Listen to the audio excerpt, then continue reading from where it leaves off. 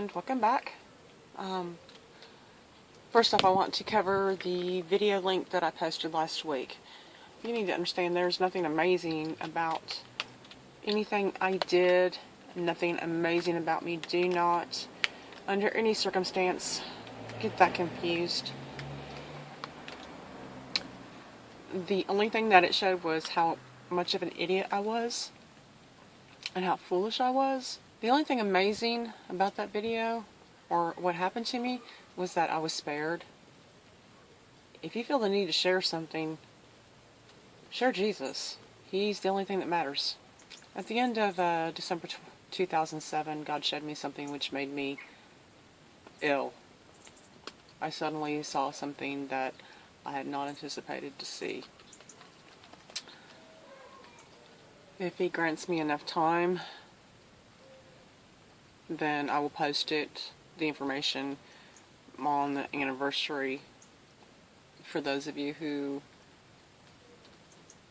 are willing to look, if you don't already know.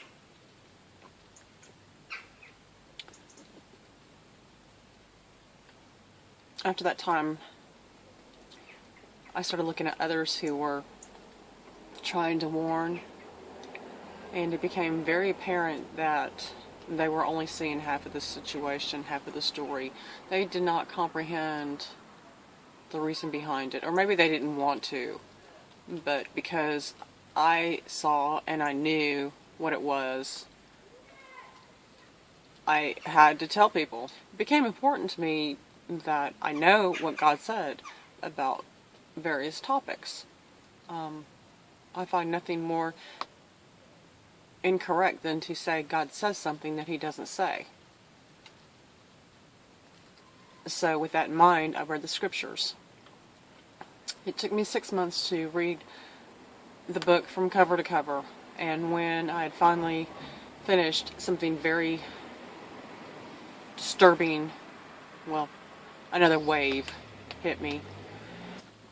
It became very apparent that there are many topics in the scriptures which are not discussed from the pulpit. And that's bad. But what was even worse is the sudden realization that there was a lot of stuff that's discussed from the pulpit that cannot be found anywhere in the scriptures, nowhere, no how. I'm going to have to yell because it's raining a bit out there, in case you can't tell. So I will just tell you that I am 100% for Yeshua, and I am 95% against religion. I can't be completely against religion because I have more ministers and preachers and missionaries and everything else related to the church building in my family than I can count on fingers and toes. So this is, for me, a good thing. I would not have known about any of it if I did not have that background. But there's a lot that's taught in the church building that cannot be found in the scriptures. A lot of people tend to go around and saying, well, my minister said this, or my pastor said that, or my priest says this. They're not going to be the ones that stand in your place when it's your time to be judged.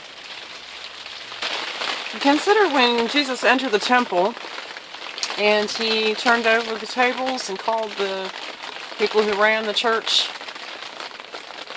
thieves, so they were desecrating the tabernacle. And when He was crucified, let's be clear, He died for all of us, therefore we each killed Him in our own way, and He rose again, so don't get caught up on the fact that He died and didn't rise up, because He did. And as a side note, He's only been gone for 2 days. And if you don't know that, it's probably because you haven't read the scriptures. But the people at the time who planned the crucifixion of Christ were from none other but the religious influence of that day. Not only did the religious rulers, leaders, the Pharisees and the Sadducees of the days when Jesus walked the earth the first time conspire to have him crucified. Keep in mind that the military might of that day came from Rome. If your minister is not warning you about what's coming, if he's not talking about everything that's taking place,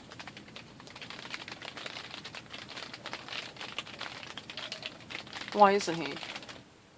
So I quit writing checks to help fund this, that, and the other missionary project. And instead I started writing questions. Anonymously, of course. Because it was irrelevant who said it. It was just, the point was to have the minister look at what was going on, because ministers are supposed to warn their flock when things are coming. But it never happened. And I did this for about a month. Every Sunday, instead of putting money in the offering envelope, I put a note in there. I've just read this. Will you please look into this? Will you please discuss this with the church? Mr. Pastor so-and-so, this is just on the news. This is what the scriptures say. Will you please discuss this with the church? Pastor so-and-so, I saw this on the news. This is what the scriptures say. Will you please discuss this in the church? Will you please warn the flock? And they never did. And that was a very disturbing moment to realize that the minister, the preacher, wasn't going to take care of his people.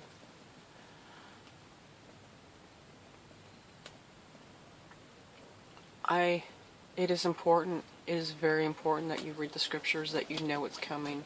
You need to read the book from cover to cover. You need to read more than half the story. You need to get the entire full picture.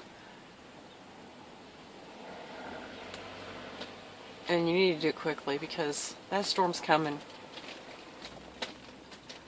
And when the storm enters your house, it's not going to bother to ring the doorbell.